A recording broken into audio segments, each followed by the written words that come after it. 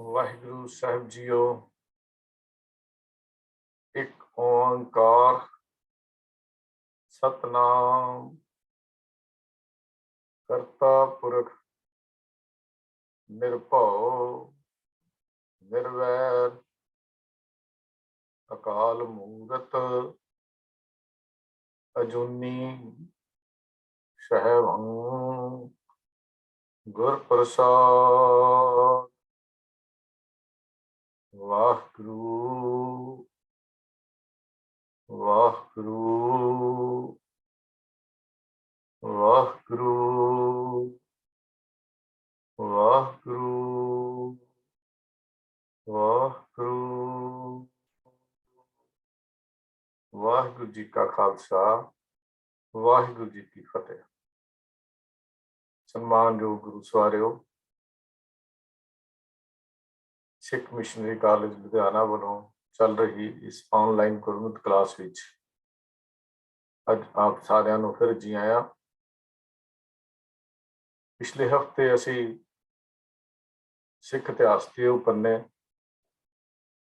ਜਾਂ ਭਾਰਤ ਦੀ ਆਜ਼ਾਦੀ ਦੀ ਲਹਿਰ ਦਾ ਉਹ ਹਿੱਸਾ ਜਿਹੜਾ ਅਣਛੁਪਿਆ ਜਿਹਾ ਹੈ, ਗਦਰ ਲਹਿਰ, ਗਦਰੀ ਬਾਬੇ, ਗਦਰੀ ਸ਼ਹੀਦ, ਗਦਰ ਪਾਰਟੀ, ਉਹਦਾ ਇਤਿਹਾਸ ਸ਼ੁਰੂ ਕੀਤਾ ਸੀ।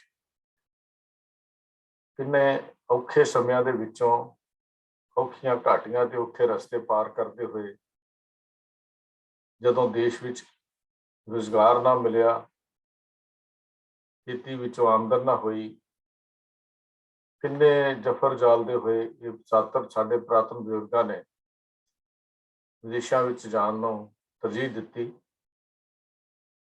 ਇਹਨਾਂ ਵਿਦੇਸ਼ਾਂ 'ਚ ਜਾਂਦੇ ਕੈਨੇਡਾ, ਮੇਨ ਖਾਸ ਤੌਰ ਤੇ ਕੈਨੇਡਾ, ਕੁਝ ਆਸਟ੍ਰੇਲੀਆ ਵਿੱਚ ਵੀ ਗਏ, ਪਰ ਜ਼ਿਆਦਾ ਕੈਨੇਡਾ ਔਰ ਥੋੜੇ ਜਿਹੇ USA ਅਮਰੀਕਾ ਦੇ ਵਿੱਚ ਸਿੱਖ ਵੀ ਜਿਹੜੇ ਸੀ ਉਹ ਵੀ ਆਏ।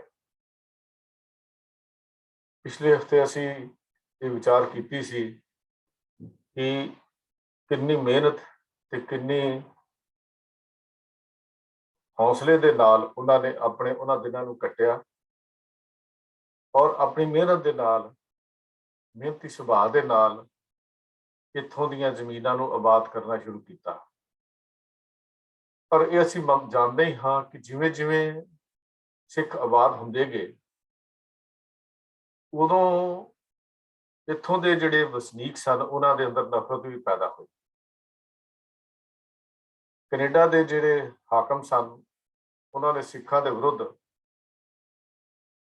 ਇੱਕ ਪ੍ਰਚਾਰ ਜਾਂ ਪ੍ਰਾਪੇਗੰਡਾ ਸ਼ੁਰੂ ਕੀਤਾ ਕਿ ਸਿੱਖਾਂ ਦਾ ਆਚਰਨ ਸ਼ੁੱਧ ਨਹੀਂ, ਇਹਨਾਂ ਦੀ ਰਹਿਣੀ ਬਹਿਣੀ ਸੁਥਰੀ ਨਹੀਂ। ਇਸ ਦੇ ਵਿਰੁੱਧ ਕੈਨੇਡੀਅਨ ਅਖਬਾਰ ਟੋਰਾਂਟੋ ਵਰਡਸ ਨੇ ਦਸੰਬਰ 1911 ਦੇ ਵਿੱਚ ਲਿਖਿਆ ਸੀ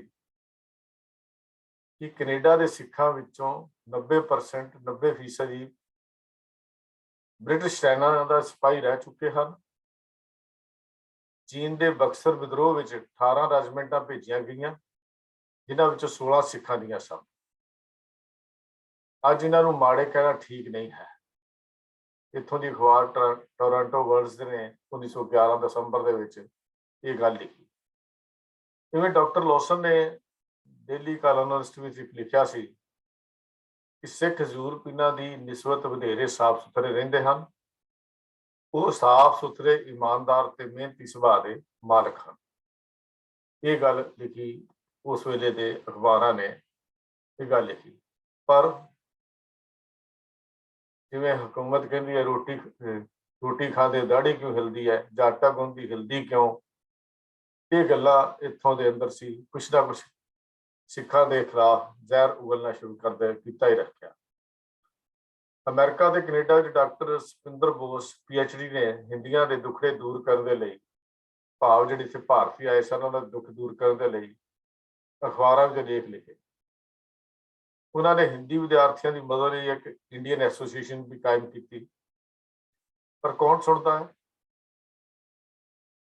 ਮੁਸਲਮਾਨ ਦੇਸ਼ ਭਗਤ ਸੀ ਸ਼੍ਰੀ ਰਹੀਮ, ਉਹਨਾਂ ਨੇ ਵੈਂਕੂਵਰ ਤੋਂ ਇੱਕ ਅੰਗਰੇਜ਼ੀ ਅਖਬਾਰ ਸ਼ੁਰੂ ਕੀਤਾ, ਜਿਸ ਵਿੱਚ ਕੈਨੇਡਾ ਤੇ ਅਮਰੀਕਾ ਦੇ ਭਾਰਤੀਆਂ ਦੇ ਜਿਹੜੇ ਦੁੱਖੜੇ ਸਨ ਉਹਨਾਂ ਨੂੰ ਛਾਪਿਆ ਗਿਆ। ਕੈਨੇਡਾ ਦੇ ਸਿੱਖਾਂ ਨੇ ਫਿਰ ਗੁਰਮੁਖੀ ਪੰਜਾਬੀ 'ਚ ਇੱਕ ਅਖਬਾਰ ਚਲਾਇਆ ਸ਼ੁਰੂ ਕੀਤਾ, ਜਿਸ ਵਿੱਚ ਉੱਥੋਂ ਦੇ ਹਾਲਤ ਹੁੰਦੇ ਸਨ। ਫਿਰ ਸਾਹ ਤੇਜਾ ਸਿੰਘ ਜੀ, ਜਿਹਨੂੰ ਸੰਤ ਤੇਜਾ ਸਿੰਘ ਜੀ ਕਹਿੰਦੇ ਹਨ, ਉਹਨਾਂ ਨੇ ਕਈ ਥਾਂ ਤੇ ਫਿਰ ਕੇ ਲੈਕਚਰ ਵੀ ਦਿੱਤੇ, ਜਿਨ੍ਹਾਂ ਵਿੱਚ ਸੰਤ ਜੀ ਨੇ ਦੇਸ਼ ਵਾਸੀਆਂ ਨੂੰ ਦੀ ਪੋਜੀਸ਼ਨ ਜਿਹੜੀ ਸੀ ਉਹਨੂੰ ਬਿਆਨ ਕੀਤਾ ਵੀ ਇੱਥੇ ਕੀ ਹਾਲਤ ਹਨ ਸਾਡੇ। ਪਰ ਪਾਬੰਦੀਆਂ ਨਹੀਂ ਹਟੀਆਂ, ਪਾਬੰਦੀਆਂ ਲੱਗ ਗਈਆਂ। ਹਾਂਗਕਾਂਗ ਤੋਂ ਭਾਈ ਭਗਵਾਨ ਸਿੰਘ ਜੀ ਪਿੰਡ ਬਿਨਗਾ, ਜ਼ਿਲ੍ਹਾ ਅੰਮ੍ਰਿਤਸਰ, ਸਾਥੀਆਂ ਸਮੇਤ ਕੈਨੇਡਾ ਗਏ। ਉਹਨਾਂ ਨੂੰ ਮੁਸ਼ਕਾਂ ਬੰਨ੍ਹ ਕੇ ਵਾਪਸ ਭੇਜ ਦਿੱਤਾ ਗਿਆ, ਜਿਸ ਕਰਕੇ ਉਹ ਬਾਅਦ ਵਿੱਚ ਗਦਰ ਪਾਰਟੀ ਵਿੱਚ ਸ਼ਾਮਿਲ ਹੋ ਗਏ। ਉਸ ਤੋਂ ਬਾਅਦ ਮੈਂ ਥੋੜਾ ਜਿਹਾ ਹੋਰ ਦੱਸ ਦਿਆਂ ਕਿ ਭਾਈ ਭਗਵਾਨ Singh ji Las Angeles California ਵਿੱਚ ਚਲੇ ਗਏ। ਬਾਅਦ ਵਿੱਚ ਉੱਥੇ ਹੀ ਉਹਨਾਂ ਦਾ ਸ਼ਾਦੀ ਵਿਆਹ ਹੋਇਆ। ਸਿੱਖੀ ਰੂਪ ਵਿੱਚ ਨਹੀਂ ਸਨ ਉਦੋਂ ਭਾਈ ਭਗਵਾਨ ਸਿੰਘ ਜੀ। ਲਾਸ ਐਂਜਲਸ ਤੋਂ ਫਿਰ ਪੰਜਾਬੀ ਦਾ ਉਹਨਾਂ ਨੇ ਇੱਕ ਅਖਬਾਰ ਸ਼ੁਰੂ ਕੀਤਾ ਸੀ, ਨਵਾਂ ਯੁੱਗ।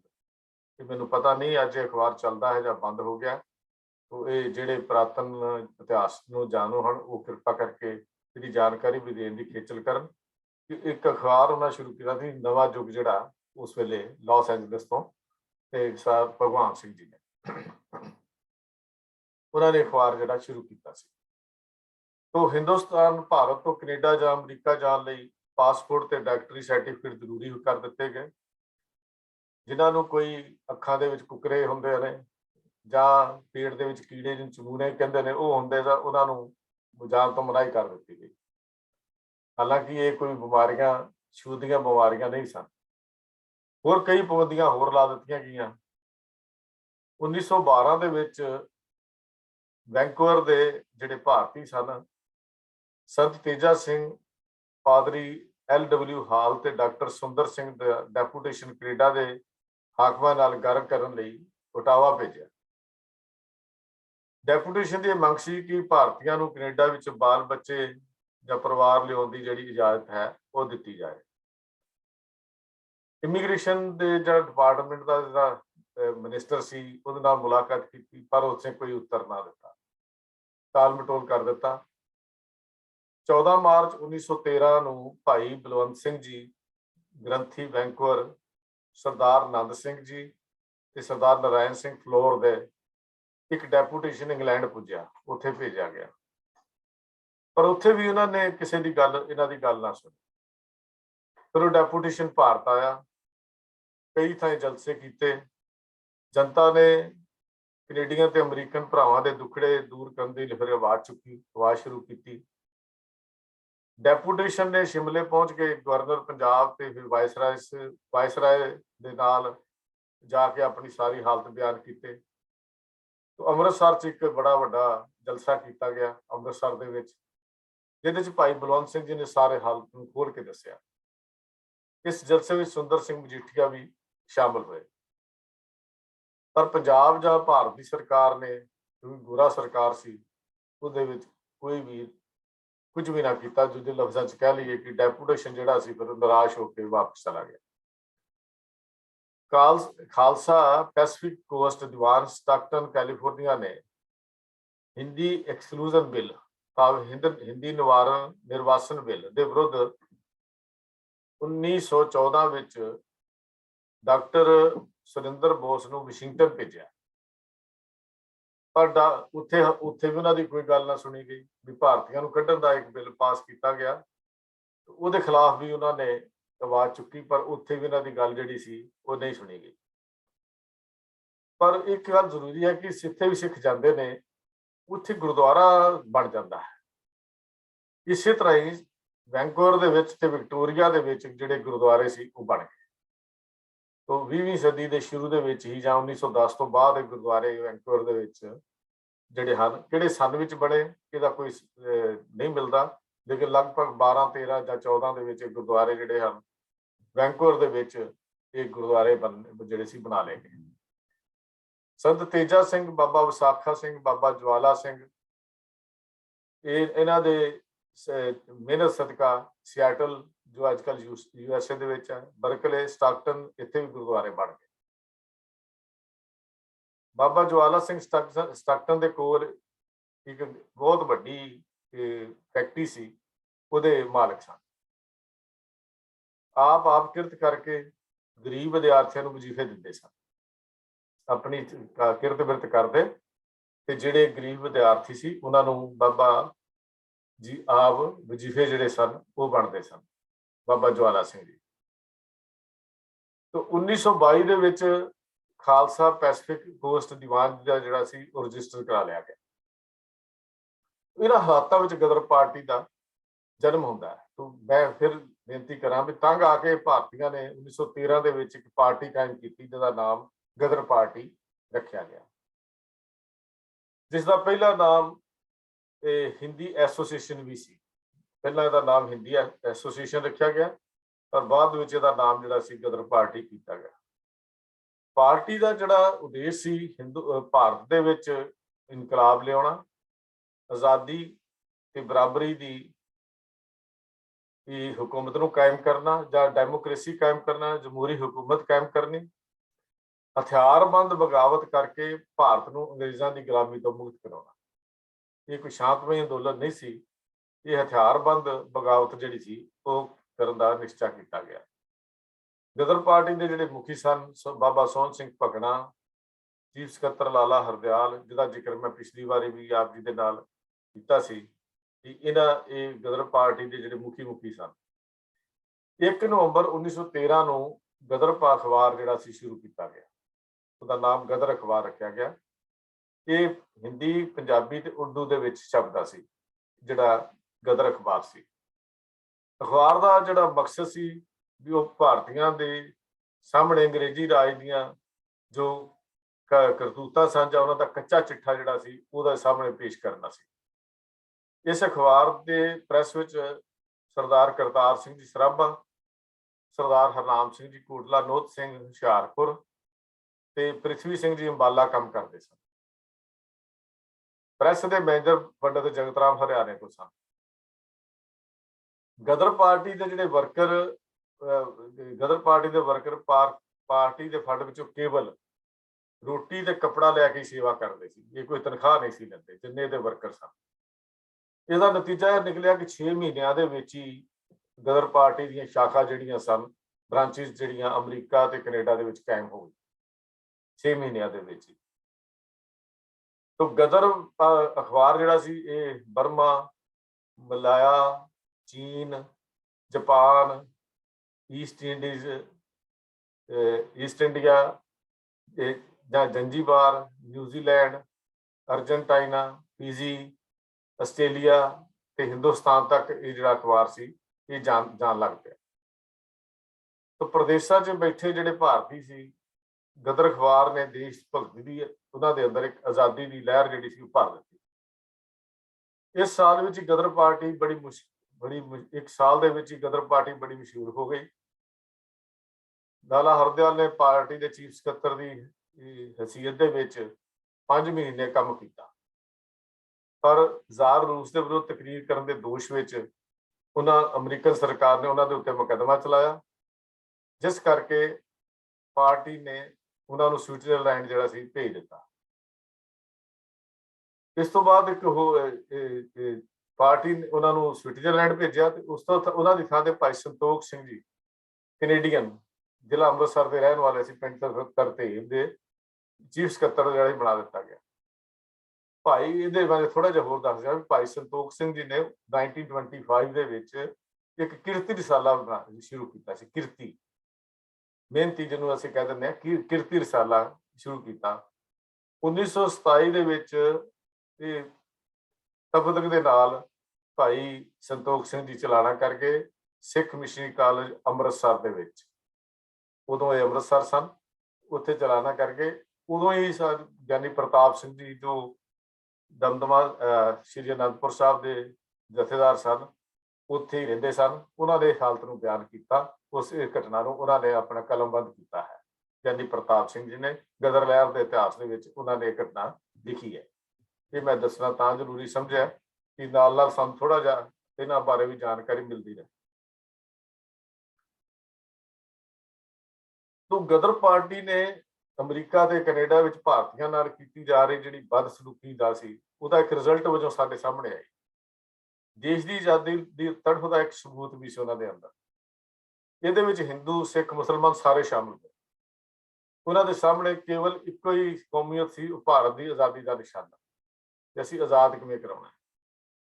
ਇਹ ਲੋਕ ਇਹ ਭਾਵੇਂ ਪ੍ਰਦੇਸ਼ਾਂ ਵਿੱਚ ਰੋਜ਼ੀ ਕਮਾਉਣ ਜਾਂ ਕੋਈ ਪੜ੍ਹਨ ਲਈ ਗਏ ਸਨ, ਇਹਨਾਂ ਵਿੱਚੋਂ ਕਈ ਸੁੱਖ ਦੀ ਰੋਟੀ ਖਾਂਦੇ ਵੀ ਸਨ, ਪਰ ਗੈਰਾਂ ਦੇ ਵਰਤਾਓ ਜਾਂ ਇੱਥੋਂ ਦੇ ਵਸਨੀਕਾਂ ਦੇ ਵਰਤਾਓ ਨੇ ਇਹਨਾਂ ਨੂੰ ਨਿਸ਼ਚਾ ਕਰਾਤਾ ਕਿ ਖਾਰੇ ਵਤਨ ਸੇ ਬਿਹਤਰ ਨਹੀਂ ਹੈ ਕੋਈ ਆਸ਼ਿਆਨਾ, ਆਪਣੇ ਘਰ ਦੇਸ਼ ਤੋਂ ਬਿਨਾਂ ਸੱਚੀ ਕੋਈ ਟਿਕਾਣਾ ਨਹੀਂ ਹੈ। ਇਹ ਵੀ ਹਾਲ ਭਾਰਤੀਆਂ ਦਾ ਹੈ, ਹਰ ਪਾਸੇ ਧੱਕੇ ਖਾਂਦੇ ਨੇ, ਦੇਸ਼ ਵਿੱਚ ਥਾਂ ਨਹੀਂ, ਪੁੱਛਣ ਵਾਲਾ ਕੋਈ ਨਹੀਂ, ਇੱਥੇ ਚਲੇ ਜਿੱਥੇ ਮਰਜ਼ੀ ਚਲੇ ਜਾਓ ਹਾਲਤ ਉਹੀ ਹੈ। ਜਦੋਂ ਘਰ ਨਾ ਹੋਵੇ ਉਦੋਂ ਪੁੱਛ ਗਿੱਛ ਵੀ ਨਹੀਂ ਹੁੰਦੀ। ਖਾਰੇ ਵਤਨ ਸੇ ਬਿਹਤਰ ਨਹੀਂ ਕੋਈ ਆਸ਼ਿਆਨਾ, ਇਹ ਉਹਨਾਂ ਦਾ ਨਿਸ਼ਚਾ ਸੀ, ਵਿਸ਼ਵਾਸ ਸੀ ਉਹਨਾਂ ਦਾ। ਇਸ ਲਈ ਭਾਰਤ ਦੀ ਆਜ਼ਾਦੀ ਲਈ ਸਾਰੇ ਜਿਹੜੇ ਸੀ ਉਹ ਇਕੱਠੇ ਹੋ ਗਏ। ਦੇਸ਼ ਦੀ ਆਜ਼ਾਦੀ ਲਈ ਇਹਨਾਂ ਨੇ ਆਪਣੇ ਸੁੱਖਾਂ ਨੂੰ ਤਿਆਗਿਆ, ਜੇਲ੍ਹਾਂ ਵਿੱਚ ਜਵਾਨੀਆਂ ਗਾਲੀਆਂ, ਹੱਸ-ਹੱਸ ਕੇ ਇਹਨਾਂ ਨੇ ਫਾਂਸੀ ਦੇ ਰੱਸਿਆਂ ਨੂੰ ਚੁੰਮਿਆ, ਮੌਤ ਲਾੜੀ ਦੇ ਨਾਲ ਇਹਨਾਂ ਨੇ ਮਜ਼ਾਕ ਕੀਤੇ, ਮੌਤ ਲਾੜੀ ਨੂੰ ਇਹਨਾਂ ਨੇ ਵਿਆਹਿਆ। ਇੱਕ ਵਰਡਸਵਰਥ ਨੇ ਬੜੀ ਕਮਾਲ ਦੀ ਇੱਕ ਰਿਕਟੇਸ਼ਨ ਜੀ ਲਿਖੀ ਹੈ, ਉਹ ਮੁਰਦਾ ਦਿਲ ਹੈ ਜਿਸ ਇਹ ਕਦੀ ਨਹੀਂ ਕਿਹਾ ਇਹ ਮੇਰਾ ਦੇਸ਼ ਹੈ। ਕਹਿੰਦਾ ਦਿਲ ਹੀ ਕਾਹਦਾ, ਮਰਿਆ ਹੋਇਆ ਦਿਲ ਹੈ ਜਿਹੜਾ ਆਪਣੇ ਵਤਨ ਨਾਲ ਪਿਆਰ ਨਹੀਂ ਕਰਦਾ। ਉਹਦੇ ਲਈ ਮੈਨੂੰ ਇੱਕ ਛੋਟੀ ਜਿਹੀ ਨਾਲ ਅੱਗੇ ਨੇ ਹੋਰ ਅੱਗੇ ਲਿਖਿਆ ਕਿ ਜਿਹੜੀ ਜ਼ਬਾਨ ਇਹ ਕਾਹਦੀ ਕਹਿੰਦੀ ਹੈ, ਇਹ ਨਹੀਂ ਕਹਿੰਦੀ ਕਿ ਇਹ ਮੇਰੀ ਮਾਤਰ ਭੂਮੀ ਹੈ। ਉਹ ਮੁਰਦਾ ਦਿਲ ਹੈ ਜਿਸ ਇਹ ਕਦੀ ਨਹੀਂ ਕਿਹਾ ਕਿ ਮੇਰਾ ਦੇਸ਼ ਹੈ, ਇਹ ਮੇਰੀ ਮਾਤਰ ਭੂਮੀ ਹੈ। ਕਮਾਲ ਦੀ ਗੱਲ ਹੈ। ਮੈਨੂੰ ਛੋਟੀ ਜਿਹੀ ਗੱਲ ਯਾਦ ਆਈ, ਕੱਲ ਦੀ ਇੱਕ ਵੀਡੀਓ ਆ, ਯੂਕਰੇਨ ਦੇ ਉੱਤੇ 8 ਸਾਲ ਦੀ ਬੱਚੀ ਸੜਕ ਦੇ ਉੱਤੇ ਖੜੀ ਹੈ ਔਰ ਰਸ਼ੀਅਨ ਫੌਜੀ ਜਿਹੜੇ ਹਨ ਉਹਦੇ ਨਾਲ ਬਹਿਸ ਮਸਲਾ ਕਰ ਰਹੇ ਹਨ ਜਾਂ ਗੱਲਬਾਤ ਕਰ ਰਹੇ ਹਨ। ਉਹਨਾਂ ਨੂੰ ਉਹ ਹੱਥ ਮਾਰ ਕੇ, ਕਿਉਂਕਿ ਉਹ ਯੂਕਰੇਨ ਦੀ ਬੋਲੀ ਮੈਨੂੰ ਤਾਂ ਸਮਝ ਨਹੀਂ ਆਉਂਦੀ, ਪਰ ਉਹਨੂੰ ਇਸ ਤਰ੍ਹਾਂ ਹੱਥ ਮਾਰ ਕੇ ਬਾਰ-ਬਾਰ ਕਹੀ ਜਾਂਦੀ ਹੈ ਵੀ ਤੁਸੀਂ ਇਸ ਦੇਸ਼ ਨੂੰ ਛੱਡ ਜਾਓ, ਇੱਥੋਂ ਚਲੇ ਜਾਓ, ਵਾਪਸ ਚਲੇ ਜਾਓ, ਇੱਥੇ ਤੁਹਾਡਾ ਕੋਈ ਟਿਕਾਣਾ ਨਹੀਂ, ਇਹ ਸਾਡਾ ਦੇਸ਼ ਹੈ, ਸਾਡਾ ਮੁਲਕ ਹੈ। ਇਹ ਹੈ ਦੇਸ਼ ਭਗਤੀ, ਇਹਨੂੰ ਕਹਿੰਦੇ ਨੇ ਆਪਣੀ ਭੂਮੀ ਨਾਲ ਪਿਆਰ। ਇਸ ਗੱਲ ਨੂੰ 8 ਸਾਲ ਦੇ ਇੱਕ ਬੱਚੀ, ਕਿੱਡੀ ਕੁ ਬੱਚੀ ਹੁੰਦੀ ਹੈ ਤੁਸੀਂ ਅੰਦਾਜ਼ਾ ਲਾ ਲਓ, ਸੜਕ ਦੇ ਉੱਤੇ ਇਕੱਲੀ ਹੈ, ਉਹਦੇ ਨਾਲ ਵੀ ਕੋਈ ਨਹੀਂ, ਉਹ ਰਸਤਾ ਰੋਕ ਕੇ ਉਹਨਾਂ ਦਾ ਖੜੀ ਹੋ ਕੇ ਇਹ ਗੱਲ ਕਰ ਰਹੀ ਹੈ। ਇਹਨੂੰ ਕਹਿੰਦੇ ਨੇ ਜਿਉਂਦੇ ਦਿਲ, ਇਹ ਜਿਉਂਦੇ ਦਿਲ ਦੀ ਨਿਸ਼ਾਨੀ ਹੈ। ਤੇ ਜਦੋਂ ਮੁਰਦੇ ਦਿਲ ਹਨ ਜਿਹਨਾਂ ਦੇ ਅੰਦਰ ਇਹ ਗੱਲਾਂ ਨਹੀਂ ਹੁੰਦੀਆਂ, ਜਜ਼ਬਾ ਹੀ ਨਹੀਂ ਹੁੰਦਾ, ਜਿਹਨਾਂ ਅੰਦਰ ਦੇਸ਼ ਭਗਤੀ ਦਾ ਜਜ਼ਬਾ ਪੈਦਾ ਨਹੀਂ, ਪਰ ਦੇਸ਼ ਆਪਣਾ ਹੋਵੇ ਤਾਂ, ਜਿੱਥੇ ਤੁਹਾਡੀ ਗੱਲ ਸੁਣਨ ਵਾਲਾ ਕੋਈ ਨਾ ਹੋਵੇ, ਜਿੱਥੇ ਤੁਹਾਡੇ ਵਿਚਾਰਾਂ ਦੀ ਕਦਰ ਨਾ ਹੋਵੇ। ਇਹਦਾ ਮਤਲਬ ਦੇਸ਼ ਹੁੰਦਿਆਂ ਹੋਇਆਂ ਵੀ ਅਸੀਂ ਗੁਲਾਮੀ ਦੀ ਜ਼ਿੰਦਗੀ ਜਿਉਣਾ ਚਾਹੁੰਦੇ ਹਾਂ ਜਾਂ ਜੀ ਰਹੇ ਹਾਂ। ਜਦੋਂ ਅਸੀਂ ਆਪਣੀ ਗੁਲਾਮੀ ਦੀ ਜ਼ਿੰਦਗੀ ਜਿਉਂਦੇ ਰਹੇ ਹਾਂ ਤਾਂ ਉਹਦੇ ਲਈ ਆਵਾਜ਼ ਵੀ ਕਿੱਥੇ ਬੁਲੰਦ ਕੀਤੀ ਜਾ ਸਕਦੀ ਹੈ। ਖੈਰ, ਇਹ ਜਿਹੜਾ ਇਹ ਜਜ਼ਬਾ ਸੀ ਇੱਥੇ ਕੈਨੇਡਾ ਤੇ ਅਮਰੀਕਾ ਦੇ ਦੇਸ਼ ਭਗਤਾਂ ਨੇ ਜਿਹੜਾ ਸੀ ਉਹ ਪੈਦਾ ਕਰਕੇ ਦਿੱਤਾ। ਇਹਨਾਂ ਜਿੰਦਾ ਸ਼ਹੀਦਾਂ ਵਿੱਚੋਂ, ਜਾਂ ਇਹਨਾਂ ਜਿਉਂਦੇ ਸ਼ਹੀਦ ਕਹਿ ਸਕਦਾ, ਮੈਨੂੰ ਜਿਉਂਦੇ ਸ਼ਹੀਦ ਇਹ ਬਹੁਤੇ ਸਿੱਖ ਹੀ ਸਨ। ਉਹਨਾਂ ਦੇ ਤਾਂ ਕੰਨਾਂ ਵਿੱਚ ਗੁਰੂ ਨਾਨਕ ਪਾਤਸ਼ਾਹ ਜੀ ਦੀ ਆਵਾਜ਼ ਜਿਹੜੀ ਸੀ ਹਮੇਸ਼ਾ ਘੁੰਮਦੀ ਰਹਿੰਦੀ ਸੀ। ਜਿਨ੍ਹਾਂ ਨੇ ਗੁਰੂ ਤੇਗ ਬਹਾਦਰ ਸਾਹਿਬ ਮਹਾਰਾਜ ਦਾ ਇਤਿਹਾਸ ਉਹਨਾਂ ਦੇ ਅੱਗੇ ਸਾਹਮਣੇ ਘੁੰਮਦਾ ਰਹਿੰਦਾ ਸੀ। ਉਹਨਾਂ ਨੂੰ ਦਸਮ ਪਾਤਸ਼ਾਹ ਦੀਆਂ ਕੀਤੀਆਂ ਹੋਈਆਂ ਬੇਮਿਸਾਲ ਕੁਰਬਾਨੀਆਂ ਜਿਹੜੀਆਂ ਸਨ ਉਹ ਯਾਦ ਸਨ, ਉਹਨਾਂ ਦੇ ਦਿਮਾਗ ਵਿੱਚ ਘੁੰਮਦੀਆਂ ਸਨ, ਜਿਹੜਾ ਉਹਨਾਂ ਦੇ ਸਾਹਮਣੇ ਉਹਨਾਂ ਦੀ ਅਗਵਾਈ ਕਰ ਰਹੀਆਂ ਸਨ। ਇਸ ਤੋਂ ਬਾਅਦ ਇਤਿਹਾਸ ਆਉਂਦਾ ਹੈ ਕਾਮਾਗਾਟਾ ਮਾਰੂ ਦਾ। ਕਾਮਾਗਾਟਾ ਮਾਰੂ ਜਹਾਜ਼ ਦੀ ਗੱਲ ਜਿਹੜੀ ਆਉਂਦੀ ਹੈ, ਇਹ ਇਤਿਹਾਸ ਬਾਬਾ ਗੁਰਦਿੱਤ ਸਿੰਘ ਜੀ ਦੇ ਨਾਲ ਮੇਨ ਸੰਬੰਧਿਤ ਹੈ। तो मैं 17 अक्तूबर 1913 ਨੂੰ 39 ਭਾਰਤੀ ਕੈਨੇਡਾ ਗਏ। ਇਮੀਗ੍ਰੇਸ਼ਨ ਵਾਲਿਆਂ ਨੇ ਉਹਨਾਂ ਤੇ ਮੁਕੱਦਮਾ ਚਲਾਇਆ, ਕੈਨੇਡੀਅਨ ਵੀਰਾਂ ਨੇ ਉਹਨਾਂ ਦਾ ਮੁਕੱਦਮਾ ਲੜਿਆ, ਅਦਾਲਤ ਨੇ ਉਹਨਾਂ ਸਾਰਿਆਂ ਨੂੰ ਬਰੀ ਕਰਤਾ। ਤੋ ਇੱਥੋਂ ਜਿਹੜਾ ਮੈਂ ਪਹਿਲਾਂ ਜ਼ਿਕਰ ਕੀਤਾ ਸੀ ਹਿੰਦ ਐਕਸਕਲੂਜ਼ਨ ਬਿੱਲ, ਹਿੰਦੀ ਨਿਰਵਾਸਨ ਬਿੱਲ ਜਿਹੜਾ ਸੀ, ਉਹਦੇ ਰੋਸ ਵਿੱਚ 1914 ਵਿੱਚ ਖਾਲਸਾ ਪੈਸੀਫਿਕ ਕੋਸਟ ਦੀਵਾਨ ਦੇ ਇੱਕ ਪ੍ਰਤੀਨਿਧ ਜਿਹੜਾ ਸੀ ਵਾਸ਼ਿੰਗਟਨ ਗਿਆ, ਪਰ ਉੱਥੇ ਕੋਈ ਗੱਲ ਨਾ ਸੁਣੀ ਗਈ। ਅਮਰੀਕਾ, ਕੈਨੇਡਾ, ਇੰਗਲੈਂਡ ਤੇ ਹਿੰਦੁਸਤਾਨ ਦੀਆਂ ਸਰਕਾਰਾਂ ਨੇ ਕੋਈ ਪਰਵਾਹ ਨਹੀਂ ਕੀਤੀ। ਤੇ ਉਹਨਾਂ ਦਿਨਾਂ ਦੇ ਵਿੱਚ ਬਾਬਾ ਗੁਰਦਿੱਤ ਸਿੰਘ ਜੀ ਪਿੰਡ ਸਰਹਾਲੀ, ਜ਼ਿਲ੍ਹਾ ਅੰਮ੍ਰਿਤਸਰ, ਮਲਾਇਆ ਦੇ ਵਿੱਚ ਠੇਕੇਦਾਰੀ ਦਾ ਕੰਮ ਕਰਦੇ ਸਨ। ਇਹਨਾਂ ਦੇ ਇਤਿਹਾਸ ਨੂੰ ਮੈਂ ਵੱਖਰਾ ਆਪ ਜੀ ਦੇ ਨਾਲ ਜ਼ਿਕਰ ਜ਼ਰੂਰ ਕਰਨਾ ਚਾਹਾਂਗਾ।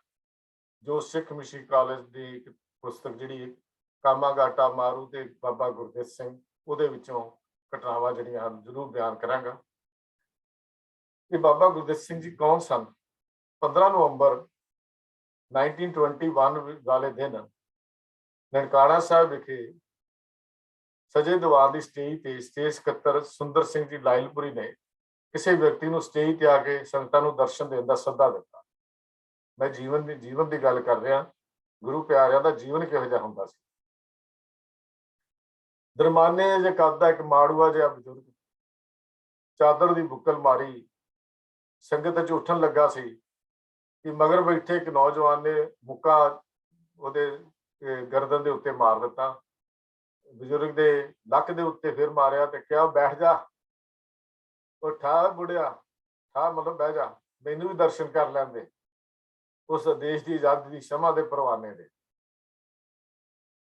ਮੈਂ ਬੇਨਤੀ ਕਰਨਾ ਚਾਹੁੰਦਾ, ਕਿੰਨਾ ਸਤਿਕਾਰ ਸੀ ਉਦੋਂ ਕੌਮ ਦੇ ਵਿੱਚ ਆਪਣੇ ਉਹਨਾਂ ਬਜ਼ੁਰਗਾਂ ਦਾ ਜਿਨ੍ਹਾਂ ਨੇ ਆਜ਼ਾਦੀ ਦੀ ਲੜਾਈ ਦੇ ਲਈ ਜਾਂ ਕੁਰਬਾਨੀਆਂ ਕੀਤੀਆਂ। ਕਹਿੰਦੇ ਉਹ ਠਾਓ ਬੁੜਿਆ, ਮੈਨੂੰ ਵੀ ਦਰਸ਼ਨ ਕਰ ਲੈਂਦੇ ਦੇਸ਼ ਦੀ ਆਜ਼ਾਦੀ ਦੀ ਸ਼ਮਾ ਦੇ ਪਰਵਾਨੇ ਦੇ। ਉਹ ਨੌਜਵਾਨ ਇਹ ਨਹੀਂ ਸੀ ਜਾਣਦਾ ਕਿ ਜਿਹਦੇ ਦਰਸ਼ਨਾਂ ਨੂੰ ਉਹਦੀਆਂ ਅੱਖਾਂ ਤਰਸ ਰਹੀਆਂ ਹਨ, ਜਿਸ ਬਜ਼ੁਰਗ ਦੇ ਲੱਕ ਵਿੱਚ ਉਹਨੇ ਹੋਲ ਜੀ ਕਰਕੇ ਜਾਣੇ ਵਿੱਚ ਹੀ ਮੁੱਕਾ ਮਾਰ ਦਿੱਤਾ ਹੈ।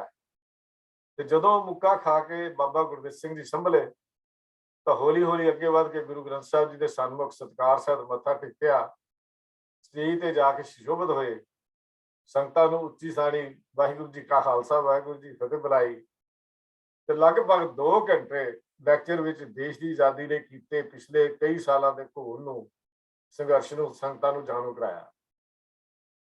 ਇਹ ਸਨ ਬਾਬਾ ਗੁਰਦਿੱਤ ਸਿੰਘ ਜੀ, ਜਿਨ੍ਹਾਂ ਦਾ ਮੈਂ ਜ਼ਿਕਰ ਆਪ ਜੀ ਨਾਲ ਕਰਨਾ ਚਾਹੁੰਦਾ ਹਾਂ। ਥੋੜੀ ਜਿਹੀ ਜੀਵਨੀ ਇਹਨਾਂ ਦੇ ਜ਼ਰੂਰ ਨਾਲ ਕਰਾਂਗੇ ਤਾਂ ਸਾਨੂੰ ਸਾਰੀ ਸਮਝ ਆਏਗੀ। ਬਾਬਾ ਗੁਰਦਿੱਤ ਸਿੰਘ ਜੀ ਦਾ ਜਨਮ ਸਹਾਲੀ ਜ਼ਿਲ੍ਹਾ ਅੰਮ੍ਰਿਤਸਰ ਵਿੱਚ ਸਰਦਾਰ ਹੁਕਮ ਸਿੰਘ ਜੀ ਦੇ ਘਰ 1859 ਦੇ ਵਿੱਚ ਹੋਇਆ। 6 ਸਾਲ ਦੀ ਉਮਰ 'ਚ ਇੱਕ ਸੰਨਿਆਸੀ ਦੇ ਕੋਲੋਂ ਉਹਨਾਂ ਨੇ 5 ਗ੍ਰੰਥੀ ਦਾ ਪਾਠ ਸਿੱਖਣਾ ਸ਼ੁਰੂ ਕੀਤਾ ਜਾਂ ਪਾਠ ਸਿੱਖਿਆ। ਸਕੂਲੀ ਪੜ੍ਹਾਈ ਜਿਹੜੀ ਸੀ ਬਚਪਨ ਵਿੱਚ ਹੀ ਛੱਡ ਦਿੱਤੀ, ਬਹੁਤੀ ਪੜ੍ਹਾਈ ਨਹੀਂ ਕਰ ਸਕੇ। ਬਚਪਨ ਤੋਂ ਹੈ ਬੜੇ ਸਿੱਧੀ ਤੇ ਪੱਕੇ ਇਰਾਦੇ ਦੇ ਮਾਲਕ ਸਨ, ਹੌਸਲਾ ਬੜਾ ਸੀ।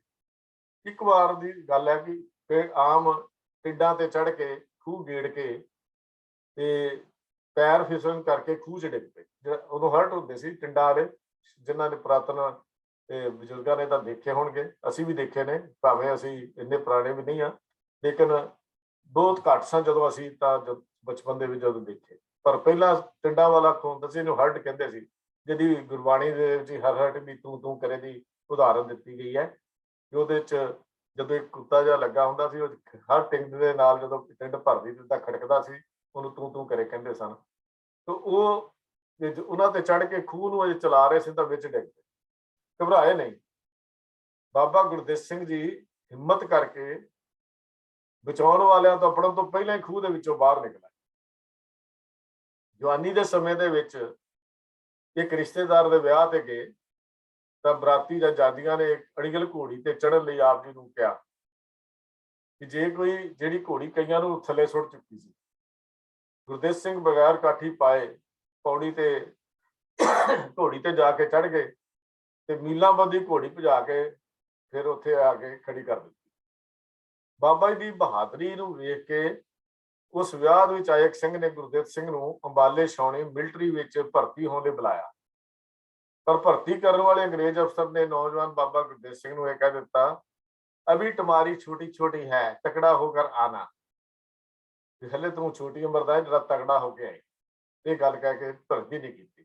ਪਰ ਬਾਬਾ ਜੀ ਨੇ ਫਿਰ ਮੁੜ ਕੇ ਭਰਤੀ ਹੋਣ ਦਾ ਖਿਆਲ ਹੀ ਛੱਡ ਦਿੱਤਾ, ਫੌਜ ਵਿੱਚ ਭਰਤੀ ਹੋਣ ਦਾ ਖਿਆਲ ਛੱਡ ਦਿੱਤਾ। ਬਾਬਾ ਗੁਰਦਿੱਤ ਸਿੰਘ ਜੀ ਆਪਣੇ ਭਰਾ ਦੇ ਕੋਲ ਮਲਾਇਆ ਚਲੇ ਗਏ।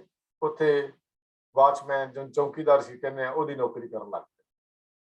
ਮਗਰੋਂ ਐਸਾ ਵਸੀਲਾ ਬਣ ਗਿਆ ਕਿ ਉੱਥੇ ਹੀ ਫਿਰ ਠੇਕੇਦਾਰ ਬਣ ਗਏ। ਉੱਥੇ ਹੀ ਜਿਵੇਂ ਹੌਲੀ ਹੌਲੀ ਮਿਹਨਤ ਕੀਤੀ ਫਿਰ ਠੇਕੇਦਾਰੀ ਕਰਨ ਲੱਗ ਪਏ। 1883 ਦੇ ਵਿੱਚ ਆਪ ਦੀ ਸ਼ਾਦੀ ਹੋਈ, ਪਰ ਇਸ ਵਿਆਹ ਤੋਂ ਆਪ ਜੀ ਦੇ ਘਰ ਕੋਈ ਬੱਚਾ ਜਨਮ ਨਹੀਂ ਹੋਇਆ। ਫਿਰ ਆਪ ਜੀ ਦੀ ਪਹਿਲੀ ਵਹੁਟੀ ਦੀ ਰਜ਼ਾਮੰਦੀ ਦੇ ਨਾਲ, ਸਲਾਹ ਮਸ਼ਵਰੇ ਨਾਲ, ਪਰਿਵਾਰਕ ਸਲਾਹ ਨਾਲ ਦੂਜਾ ਵਿਆਹ ਕੀਤਾ, ਜਿਹਦੇ ਵਿੱਚੋਂ 2 ਲੜਕੇ ਪੈਦਾ ਹੋਏ। ਪਹਿਲਾ ਲੜਕਾ ਤਾਂ 3 ਮਹੀਨਿਆਂ ਦਾ ਹੋ ਕੇ ਹੀ ਚਲਾਣਾ ਕਰ ਗਿਆ ਤੇ ਦੂਜਾ ਲੜਕਾ 4 ਵਰਿਆਂ ਦਾ ਹੋਇਆ ਤਾਂ ਬਾਬਾ ਜੀ ਨੇ ਦੂਜੀ ਸੁਪਤਨੀ ਜਿਹੜੀ ਸੀ ਉਹ ਚੜ੍ਹਾਈ ਕਰ ਗਈ। ਦੂਜੇ ਬੱਚੇ ਦੇ ਪਾਲਣ ਪੋਸ਼ਣ ਦਾ ਕੰਮ ਵੀ ਬਾਬਾ ਗੁਰਦਿੱਤ ਸਿੰਘ ਜੀ ਦੇ ਆਪਣੇ ਜ਼ਿੰਮੇ ਤੇ ਆ ਪਿਆ। ਮੈਂ ਇਹ ਗੱਲ ਤਾਂ ਤੁਹਾਨੂੰ ਦੱਸ ਰਿਹਾ ਵੀ ਔਖੇ ਸਮਿਆਂ ਦੇ ਵਿੱਚੋਂ ਵੀ ਇਹਨਾਂ ਦੇ ਅੰਦਰੋਂ ਉਹ ਬੀਜ ਨਾਸ ਨਹੀਂ ਹੋ ਸਕਿਆ, ਜਿਹੜਾ ਇੱਕ ਸ਼ਮਾ ਸੀ ਗੁਰੂ ਪਾਤਸ਼ਾਹ ਦੇ ਇਤਿਹਾਸ ਵਿੱਚੋਂ ਲੈ ਕੇ ਇਹਨਾਂ ਨੇ ਆਪਣੇ ਅੰਦਰ ਜਗਾਈ ਸੀ। ਇੰਨੇ ਔਖੇ ਸਮਿਆਂ ਵਿੱਚ ਪਾਲਣਾ ਪੋਸ਼ਣਾ ਤੇ ਇੰਨੇ ਔਖੇ ਸਮਿਆਂ ਵਿੱਚੋਂ ਲੰਘਣਾ, ਇੰਨੇ ਔਖੇ ਘਾਟੀ ਦੇ ਵਿੱਚ ਆਪਣੇ ਬੱਚੇ ਨੂੰ ਪਾਲਣਾ, ਇਹ ਬਾਬਾ ਗੁਰਦਿੱਤ ਸਿੰਘ ਜੀ ਦੀ ਜੀਵਨੀ ਤੋਂ ਸਾਨੂੰ ਕੁਝ ਸਿੱਖਿਆਵਾਂ ਮਿਲਦੀਆਂ ਨੇ ਵੀ ਸਮਾਂ ਕਿਹੋ ਜਿਹਾ ਕਠਿਨ ਵੀ ਹੋਵੇ, ਲੇਕਿਨ ਹਾਰ ਕੇ ਹਥਿਆਰ ਸੁੱਟ ਦੇਣੇ ਸਿੱਖ ਦਾ ਕੰਮ ਨਹੀਂ ਹੈ। ਇਹ ਗੱਲ ਸਾਨੂੰ ਮਿਲਦੀ ਹੈ ਜਿਹੜੀ ਬਾਬਾ ਗੁਰਦਿੱਤ ਸਿੰਘ ਜੀ ਦੀ ਜੀਵਨੀ ਤੋਂ ਸਾਨੂੰ ਮਿਲਦੀ ਹੈ। ਸਾਨੂੰ ਇਹ ਵੀ ਪਤਾ ਹੈ ਕਿ ਅੰਗਰੇਜ਼ ਸਰਕਾਰ ਨੇ 19ਵੀਂ ਸਦੀ ਦੇ ਆਖਰ ਦੇ ਵਿੱਚ ਆਪਣਾ ਰਾਜ ਜਿਹੜਾ ਸੀ ਇਹਨੂੰ ਫਿਰ ਆਪਣਾ ਰਾਜ ਭਾਗ ਜਿਹੜਾ ਸੀ ਉਹ ਪੱਕਾ ਕਰ ਲਿਆ। ਭਾਰਤ ਦੇਸ਼ ਦੀ ਜਿਹੜੀ ਲੋਕ ਸਨ ਉਹਨਾਂ ਨੂੰ ਵਲਾਇਤ ਤੋਰਨ ਵਿੱਚ ਤੁਰ ਪਏ, ਉਧਰ ਲੱਗ ਪਿਆ। ਪੰਜਾਬ ਦੇ ਮਿਹਨਤੀ ਕਿਸਾਨ ਵੀ ਆਪਣਾ ਪੇਟ ਭਰਨ ਤੋਂ ਅਸਮਰਥ ਹੋਣ ਲੱਗੇ, ਉਹਨਾਂ ਲਈ ਮਾਲੀਏ ਤਾਰਨੇ ਔਖੇ ਹੋ ਗਏ। ਘਰ ਦੀ ਕਮਾਈ ਨਾਲ ਪੇਟ ਨਾ ਭਰਦਾ ਵੇਖ ਕੇ ਪੰਜਾਬੀ ਕਿਸਾਨ ਜਿਹੜੇ ਉਪਦੇਸ਼ਾਂ ਦੀ ਤਿਆਰੀ ਕਰਨ ਲੱਗੇ, ਜਿਹੜਾ ਇਤਿਹਾਸ ਆਪਾਂ ਆਪ ਜੀ ਦੇ ਨਾਲ ਪਹਿਲਾਂ ਸਾਂਝਾ ਕਰ ਚੁੱਕੇ ਹਾਂ। ਤੋ ਇਹ ਮੈਂ ਤਾਂ ਦੁਬਾਰਾ ਰਿਪੀਟ ਕੀਤਾ ਕਿ ਇਹ ਬੰਦਰਗਾਹਾਂ ਜਿਹੜੀਆਂ ਹੁੰਦੀਆਂ ਨੇ ਜਿੱਥੇ ਸਮੁੰਦਰ ਦੇ ਜਾ ਕੇ ਸ਼ਿਪ ਲੱਗਦੀ ਨੂੰ ਬੰਦਰਗਾਹਾਂ ਕਹਿੰਦੀਆਂ ਨੇ, ਇਹਨਾਂ ਦੇ ਨੇੜੇ ਰਹਿਣ ਕਰਕੇ ਇਹਨਾਂ ਸੂਰਬੀਰਾਂ ਦਾ ਪੰਜਾਬੀਆਂ ਦਾ ਮੇਲ ਅਮਰੀਕਾ ਕੈਨੇਡਾ ਦੇ ਲੋਕਾਂ ਨਾਲ ਹੁੰਦਾ ਸੀ।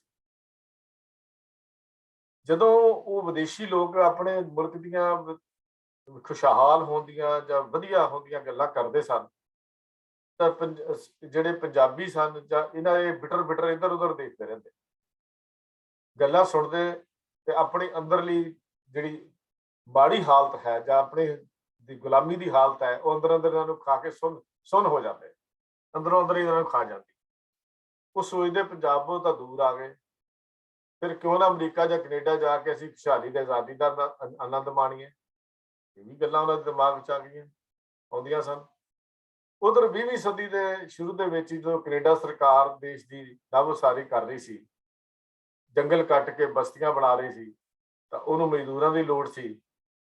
ਉਹਨਾਂ ਦੇ ਵਿੱਚੋਂ ਹੀ ਜਦੋਂ ਜਿਵੇਂ ਪਿਛਲੇ ਲੈਕਚਰ ਅਸੀਂ ਜ਼ਿਕਰ ਕੀਤਾ ਸੀ ਵੀ ਉਹ ਬਹੁਤ ਸਾਰੇ ਭਾਰਤੀ ਜਿਹੜੇ ਸਨ ਉਹ ਕੈਨੇਡਾ ਦੇ ਵਿੱਚ ਆ ਕੇ ਵਸ ਗਏ। ਜੋ ਭਾਰਤੀ ਮਜ਼ਦੂਰਾਂ ਦੀ ਤਕਲੀਫਾਂ ਨਾਲ ਤਕਲੀਫਾਂ ਸ਼ੁਰੂ ਹੋਈਆਂ।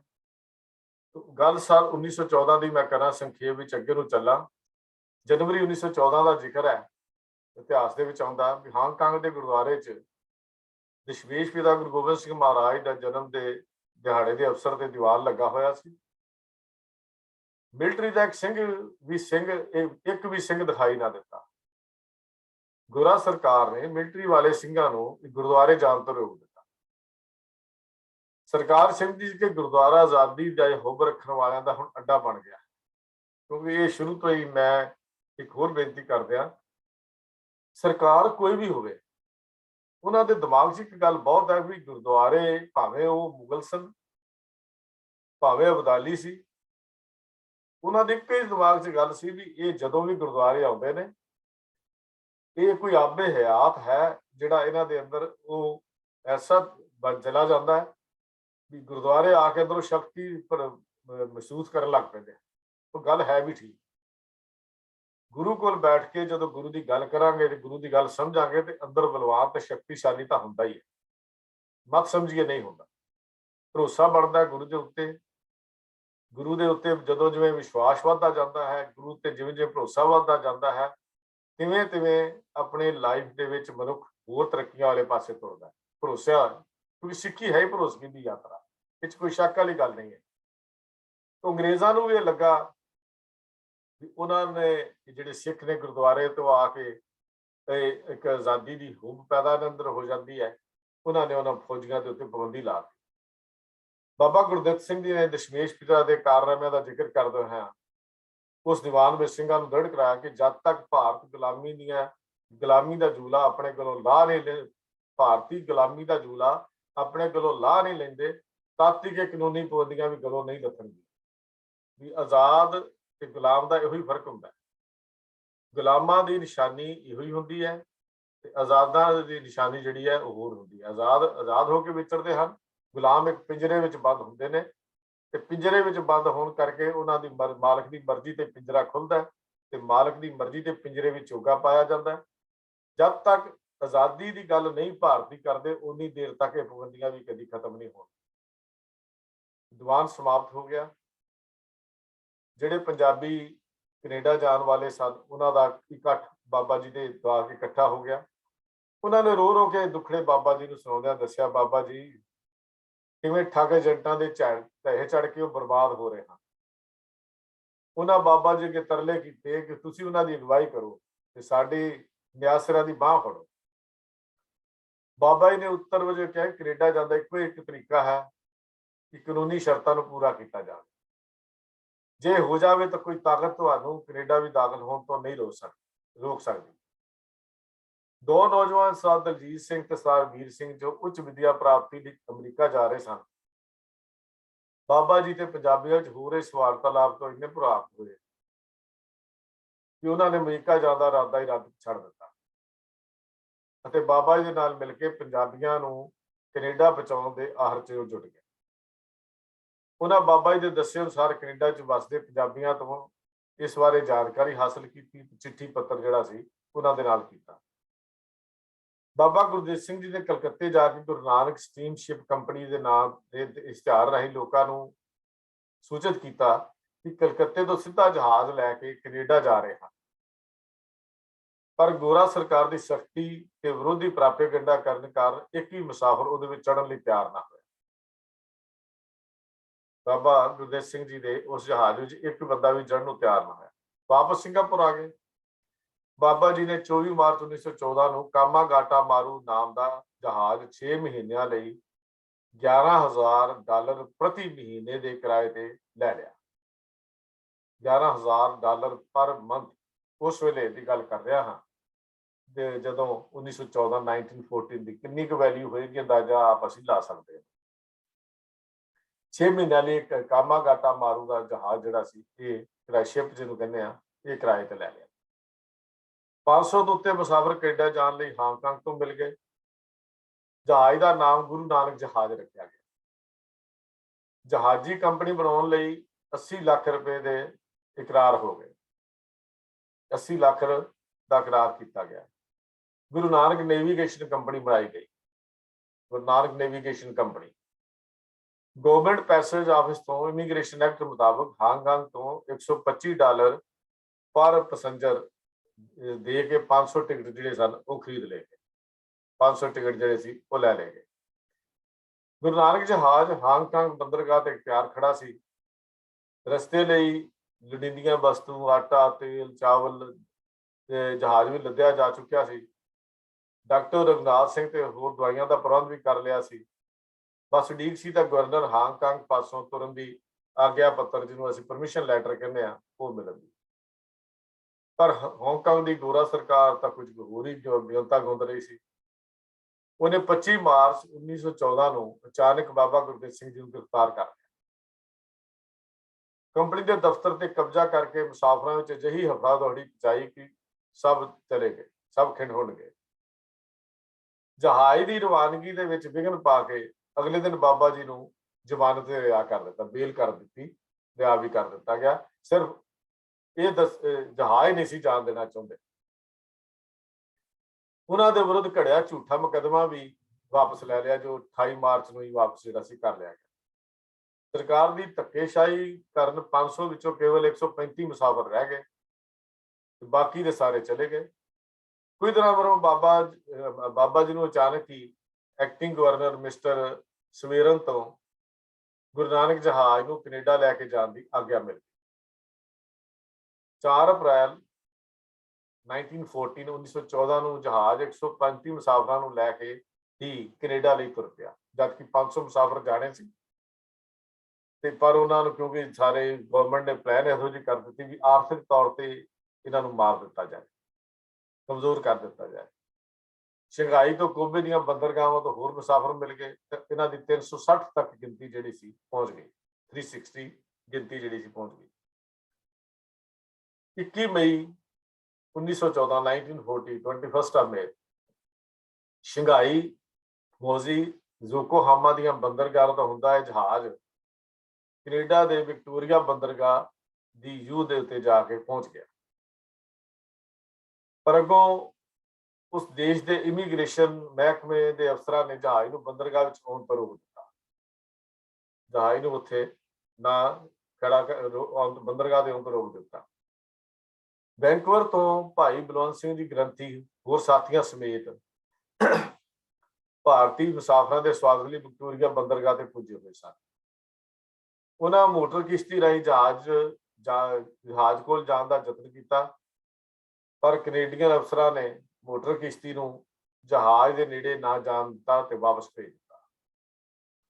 ਸਖਤੀਆਂ ਸਰਕਾਰਾਂ ਢੰਗ ਕੋਈ ਨਾ ਕੋਈ ਲੱਭਦੀਆਂ ਰਹਿੰਦੀਆਂ ਹਨ, ਕਿਉਂਕਿ ਇੱਥੇ ਵੀ ਗੋਰੇ ਰਾਜ ਕਰਦੇ ਸਨ। ਜਦੋਂ ਅਸੀਂ ਅੱਜ ਵੀ ਕੈਨੇਡਾ ਦੇ ਵਿੱਚ ਤਾਂ ਉਹਨਾਂ ਦਾ ਮੇਨ ਜਿਹੜਾ ਉੱਥੋਂ ਦਾ ਹਾਕਮ ਹੈ ਉਹ ਰਾਣੀ ਹੈ, ਅਜੇ ਵੀ ਉਹਨਾਂ ਦੇ ਅੰਡਰ ਹੈ। ਜਿਹੜੀ ਐਲਿਜ਼ਾਬeth ਜਿਹੜੀ ਰਾਣੀ ਇੰਗਲੈਂਡ ਦੀ ਹੈ ਉਹਦੇ ਅੰਡਰ ਹੈ, ਕਿਉਂਕਿ ਉਹਨਾਂ ਦੇ ਖਰੀਦੇ ਹੋਏ ਇਹ ਟਾਪੂ ਸਨ ਸਾਰੇ। ਉਹ ਅੱਜ ਵੀ ਉਹਨਾਂ ਦੇ ਅੰਡਰ ਉਹਦਾ ਨਾਂ ਚੱਲਦਾ ਹੈ। ਆਸਟ੍ਰੇਲੀਆ ਵੀ ਉਹਨਾਂ ਦਾ ਰਾਣੀ ਦਾ ਨਾਂ ਚੱਲਦਾ ਹੈ। ਕਹਿਣ ਦਾ ਮਤਲਬ ਮੇਰਾ ਸਿਰਫ ਇੰਨਾ ਕਿ ਦੱਸਣ ਦਾ ਮਤਲਬ ਇਹ ਹੈ ਕਿ ਇਹ ਜਦੋਂ ਸਰਕਾਰਾਂ ਕੋਈ ਵੀ ਹੁੰਦੀਆਂ ਨੇ ਇਹ ਦੂਜੇ ਬੰਦਿਆਂ ਨੂੰ ਗੁਲਾਮ ਹੀ ਰੱਖਣਾ ਚਾਹੁੰਦੀਆਂ, ਆਜ਼ਾਦ ਹੋਣਾ ਦੇਖਣਾ ਨਹੀਂ ਚਾਹੁੰਦੀਆਂ। ਜਹਾਜ਼ ਦਾ ਜਿਹੜਾ ਜਾਪਾਨੀ ਕਪਤਾਨ ਸੀ ਜਾਂ ਕੈਪਟਨ ਸੀ ਉਹਦੀ ਵੀ ਨੀਅਤ 'ਚ ਫਰਕ ਆ ਗਿਆ। ਉਹ ਵੀ ਇਮੀਗ੍ਰੇਸ਼ਨ ਅਫਸਰਾਂ ਦੇ ਕਹਿਣ ਲੱਗਾ ਕਿ ਉਸ ਤੋਂ ਜਹਾਜ਼ ਦਾ ਜਿਹੜਾ ਡਿਪਾਰਚਰ ਲੈਟਰ ਹੈ ਜਾਂ ਰਵਾਨਗੀ ਪੱਤਰ ਉਹ ਗਵਾਚ ਗਿਆ, ਉਹ ਗੁੰਮ ਹੋ ਗਿਆ। ਪਰ ਨੌਜਵਾਨ ਸਾਹਿਬ ਦਲਜੀਤ ਸਿੰਘ ਨੇ ਕਪਤਾਨ ਦੇ ਉਸ ਕੈਪਟਨ ਦੇ ਕਾਗਜ਼ਾਂ ਵਿੱਚੋਂ ਝੱਟ ਉਹ ਜਿਹੜਾ ਰਵਾਨਗੀ ਪੱਤਰ ਲੱਭ ਕੇ ਇਮੀਗ੍ਰੇਸ਼ਨ ਅਫਸਰਾਂ ਨੂੰ ਦਿਖਾ ਦਿੱਤਾ। ਇਸ ਦੇ ਬਾਵਜੂਦ ਵੀ ਉਹਨਾਂ ਅਫਸਰਾਂ ਨੇ ਜਹਾਜ਼ ਨੂੰ ਵਿਕਟੋਰੀਆ ਬੰਦਰਗਾਹ ਦੇ ਉੱਤੇ ਲੱਗਣ ਨਹੀਂ ਦਿੱਤਾ, ਕਿਉਂਕਿ ਵਿਕਟੋਰੀਆ ਦੀ ਬੰਦਰਗਾਹ ਤੇ ਜਾ ਕੇ ਲੱਗਣਾ ਸੀ ਜਹਾਜ਼, ਇਹ ਲੱਗਣ ਨਾ ਦਿੱਤਾ। ਅਗਲੇ ਦਿਨ 22 ਮਈ 1914 1914 ਜਿਹੜੀ ਮਈ ਸੀ, ਗੁਰੂ ਨਾਨਕ ਜਹਾਜ਼ ਕਾਮਾਗਾਟਾ ਮਾਰੂ ਜਹਾਜ਼ ਵਿਕਟੋਰੀਆ ਤੋਂ ਤੁਰ ਕੇ ਵੈਂਕੂਵਰ ਬੰਦਰਗਾਹ ਦੇ ਨੇੜੇ ਜਾ ਪਹੁੰਚਿਆ।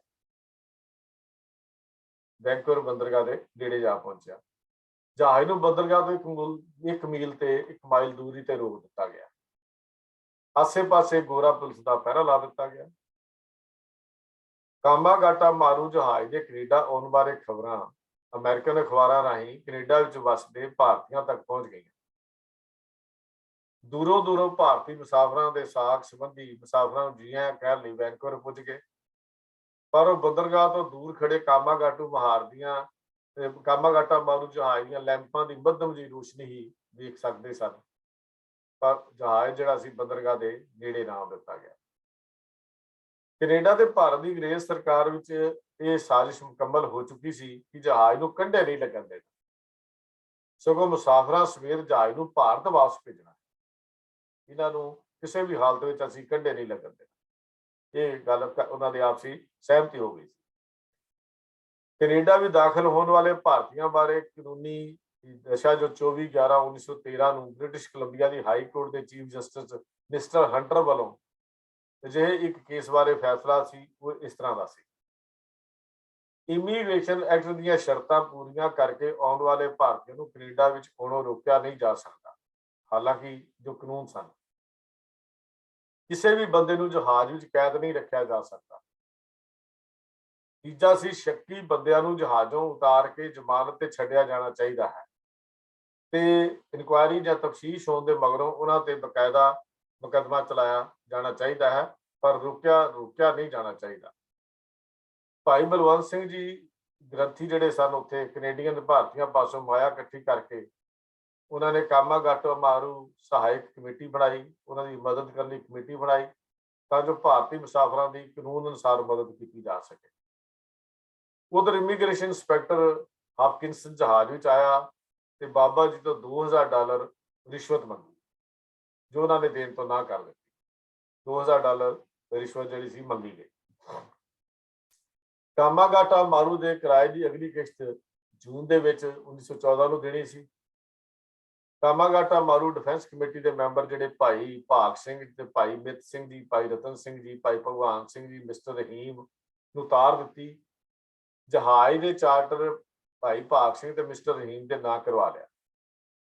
इन्हां नवे ठेकेदारां दे किस्त तारन के बावजूद इन्हां नूं जहाज का कब्जा ना लैण दित्ता गया। मगरों इन्हां नूं दस्से बिना ही कनेडा सरकार ने जहाज नूं वापस हांगकांग परत जाण दे हुक्म जिहड़े सी वो जारी कर दित्ते। बाबा गुरदेव सिंह जी ते नवे ठेकेदारां ने सांझी अर्जी इमीग्रेशन महकमे नूं लिखी कि वो प्रीवी कौंसल पास अपील करना चाहुंदे हन। इसलिए नंबर 1 फैसला होने तक मुसाफिरां नूं जहाज विचों उतरन की आग्या दी जाए। ते नंबर 2 जबरदस्ती जहाज नूं मुसाफिरां समेत वापस तोरना है तो तोरन तो पहला मुसाफिरां नूं वापसी यात्रा लई रसद पानी ते सफर खर्चा भी दिता जाए। अपील उन्होंने की प्रीवी कौंसल के अगे, पर बाबा जी नूं इहदा कोई जवाब ना मिलिया। उधर मुसाफिरां दी हालत जिहड़ी सी वो तरसयोग हो गई। भुखे ते आए मुसाफिर खाण पीण नूं तरसन लगे। जहाज के पुराने ठेकेदारां नूं रसद पानी का प्रबंध ना करन दिता गया। नवे ठेकेदारां नूं जहाज ते पैर रखण की इजाजत ना दी गई। कोयला वेच के अब वापसी लई कई होर माल भरन की भी आग्या ना दी गई।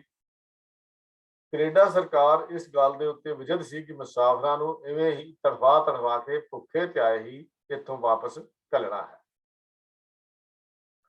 एक दिन जहाज विच एक बच्चा फौजा सिंह त्रे दे नाल प्यास दे नाल, त्रे जिन्हों पंजाबी पुराना लफ्ज है प्यास, जिन्हों असीं अजकल प्यास कहने हैं। त्रे लफ्ज पुराना है, आम बोलिया जाता सी घरां दे विच, सानूं त्रे लगी। त्रे का मतलब प्यास लगी है। बेहोश होकर डिग पिया। बाबा जी ने कप्तान के कमरे चों बीयर की बोतल कढ़ के बच्चे का मूँह तर जिहा कर दिता। तो कप्तान बाबा जी के नाल भी झगड़ा करन लग पिया।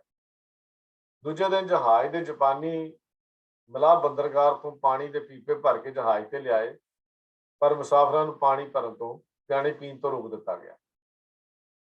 इसते मुसाफिरां की भीड़ पानी ते टुटी जिहड़ी मुसाफिरां की भीड़ सी वो पानी ते टुटता पई, खो खा के अपने गले जिहड़े सी उन्हां दे तर कर लए, पर पानी पीण लई ना दिता गया। इस घटना की खबर जहाजी जिहड़ा कैप्टन सी उन्हें इन्नी वधा चढ़ा के जापानी जंगी जहाज नूं दसी कि उन्हां तारां दे के जापानी जंगी जहाज मंगवा लिया, जिन्हें कामागाटा मारू नूं आके जहाज नूं घेर लिया। डिफेंस कमेटी वालियां घटना की असलीयत जो जापानी कौंसल मिस्टर होसी नूं जाके दसी कि वो आप जहाज विच आया, फिर वो आप जहाज च आया। भुखे ते आए मुसाफिरां की दशा देख के हैरान हो गए।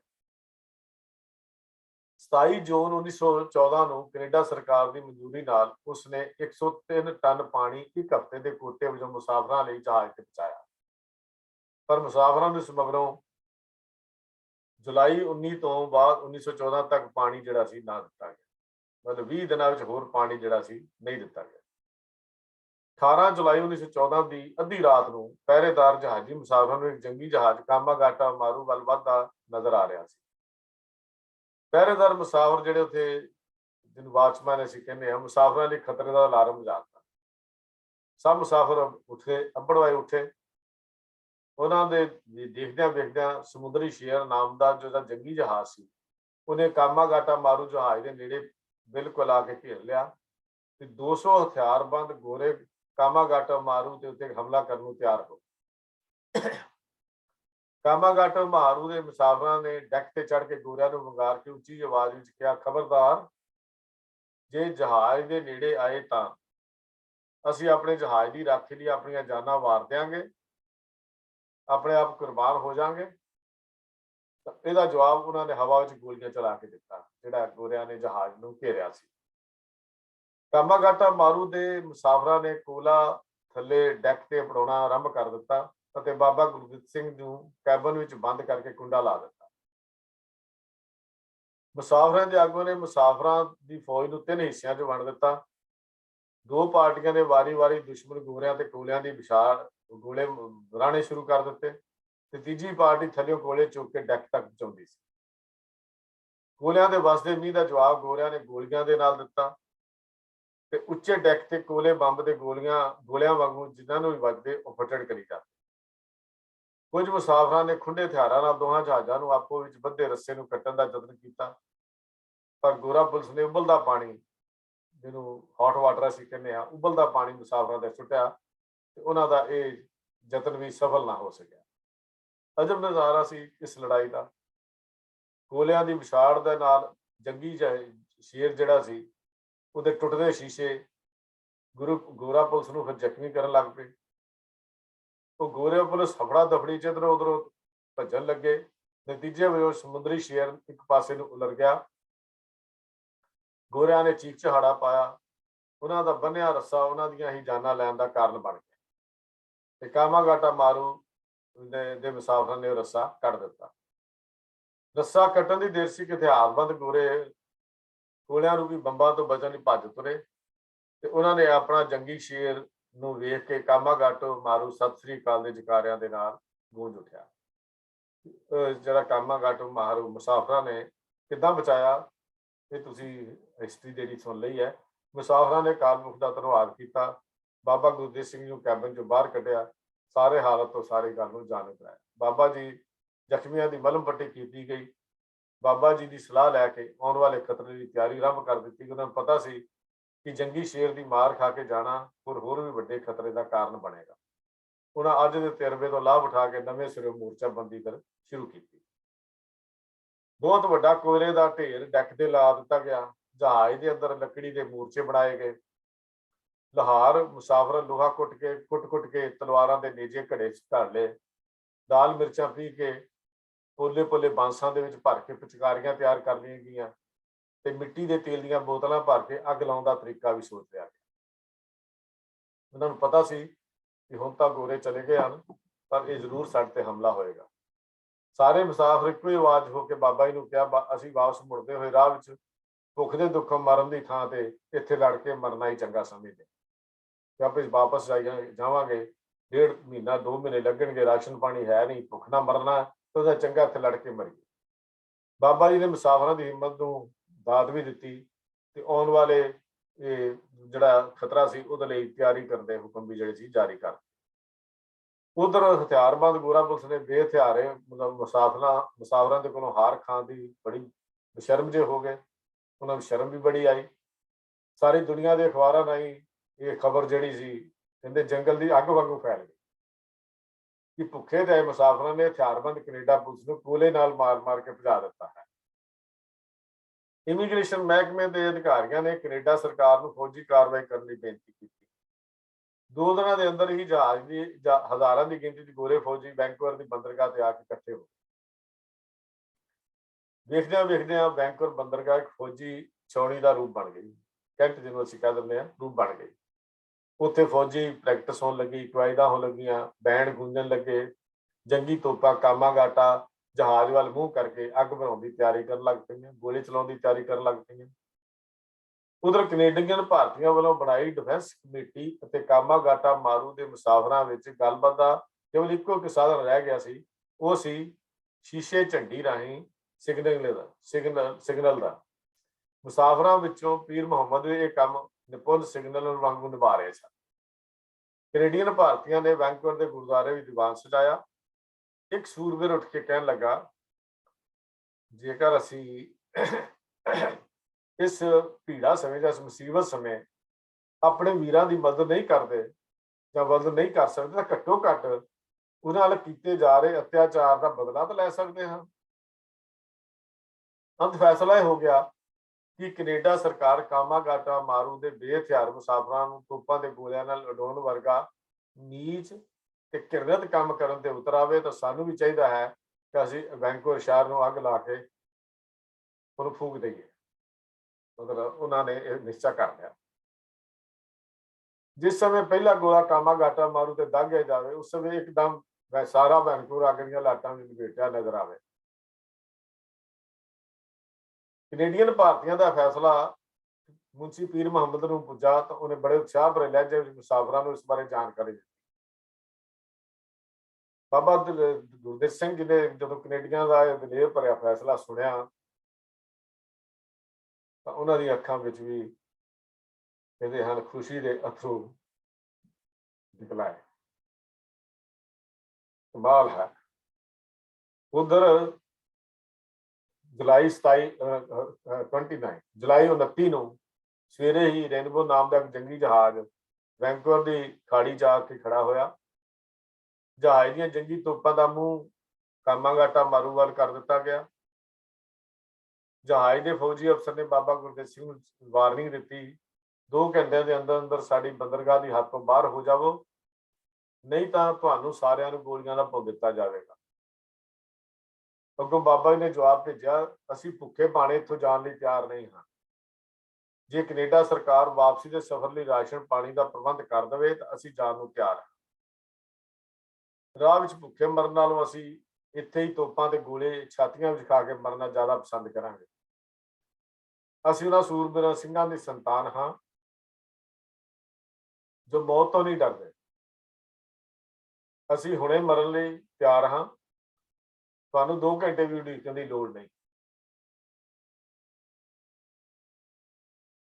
ਇਹ ਜਦੋਂ ਉਹਨਾਂ ਨੂੰ ਇਹ ਦੇਖਿਆ, ਮੁਸਾਫਰ ਜਿਹੜੇ ਸੀ ਹੁਣ ਉਸ ਸਮੇਂ ਦੇ ਇੰਤਜ਼ਾਰ ਕਰਨ ਲੱਗੇ, ਤੇ ਫਿਰ ਗ੍ਰੰਥੀ ਸਿੰਘ ਨੇ ਅਰਦਾਸਾ ਸੋਧਿਆ। ਸਭ ਮੁਸਾਫਰ ਜਿਹੜੇ ਇੱਕ ਮਨ ਚਿੱਤ ਹੋ ਕੇ ਅਰਦਾਸ ਵਿੱਚ ਜੁੜੇ ਤੇ ਮਹਾਰਾਜ ਸੱਚੇ ਪਾਤਸ਼ਾਹ ਗੁਰੂ ਸਾਹਿਬ ਜੀ ਪਾਸੋਂ ਚੜ੍ਹਦੀ ਕਲਾ ਬਖਸ਼ਣ ਦੀ ਮੰਗ ਕੀਤੀ। ਸਾਰੇ ਮੁਸਾਫਰ ਸ਼ਹੀਦੀਆਂ ਪਾਉਣ ਲਈ ਤਿਆਰ ਹੋ ਗਏ। ਸਭ ਨੇ ਆਪੋ ਆਪਣੀ ਡਿਊਟੀ ਸੰਭਾਲ ਲਈ ਤੇ ਸਕੀਮ ਕੀ ਬਣਾਈ ਗਈ, ਜਦੋਂ ਕੋਈ ਜਹਾਜ਼ ਦੇ ਨੇੜੇ ਆਵੇ ਤਾਂ ਪਹਿਲਾਂ ਟੋਲੀ ਡੈਕ ਦੇ ਤੋਂ ਦੁਸ਼ਮਣ ਤੇ ਕੋਲਿਆਂ ਦੀ ਵਰਖਾ ਕਰੇ। ਜਦੋਂ ਪਹਿਲੀ ਟੋਲੀ ਡੈਕ ਦੇ ਉੱਤੋਂ ਦੁਸ਼ਮਣ ਦੇ ਉੱਤੇ ਕੋਲਿਆਂ ਦੀ ਵਰਖਾ ਕਰੇ ਤੇ ਜਦੋਂ ਇਹ ਟੋਲੀ ਸ਼ਹੀਦੀ ਪ੍ਰਾਪਤ ਕਰ ਦੂਜੀ ਟੋਲੀ ਡੈਕ ਤੇ ਕੋਲਿਆਂ ਦੀ ਵਿਛਾੜ ਦਾ ਕੰਮ ਸੰਭਾਲ ਦੇ ਦੁਸ਼ਮਣ ਜਹਾਜ਼ ਵਿੱਚ ਆ ਵੜੇ ਤਾਂ ਤਲਵਾਰਾਂ ਤੇ ਬਰਸ਼ਾਂ ਨਾਲ ਟਾਕਰਾ ਕੀਤਾ ਜਾਵੇ। ਲਾਲ ਮਿਰਚ ਦੇ ਪਾਊਡਰ ਪਿਚਕਾਰੀਆਂ ਰਾਹੀਂ ਉਹਨਾਂ ਦੀਆਂ ਅੱਖਾਂ 'ਚ ਸੁੱਟੇ ਜਾਣ। ਫਿਰ ਕੋਲਿਆਂ ਦੇ ਢੇਰ ਨੂੰ ਮਿੱਟੀ ਦਾ ਤੇਲ ਪਾ ਕੇ ਅੱਗ ਲਾ ਦਿੱਤੀ ਜਾਵੇ। ਇਸ ਤਰ੍ਹਾਂ ਗੋਰਿਆਂ ਸਮੇਤ ਕੈਨੇਡਾ ਦੇ ਬੂਹੇ ਤੇ ਹੀ ਆਪਣਾ ਸੰਸਕਾਰ ਸਥਾਨ ਬਣਾ ਦਿੱਤਾ ਜਾਵੇ, ਜਿਸ ਦੀਆਂ ਲਾਟਾਂ ਫਿਰ ਬਰਤਾਨਵੀ ਰਾਜ ਨੂੰ ਸਾੜ ਕੇ ਸੁਆਹ ਕਰਨ ਤੱਕ ਮੰਗਦੀਆਂ ਰਹਿਣਗੀਆਂ, ਜਿਨ੍ਹਾਂ ਵਿੱਚੋਂ ਪੰਜਾਬੀ ਸੂਰਬੀਰਾਂ ਦੀ ਕੁਰਬਾਨੀ ਤੇ ਦੇਸ਼ ਪਿਆਰ ਦਾ ਜਜ਼ਬਾ ਲਿਸ਼ਕਦਾ ਮਾਰਦਾ ਰਹੇਗਾ।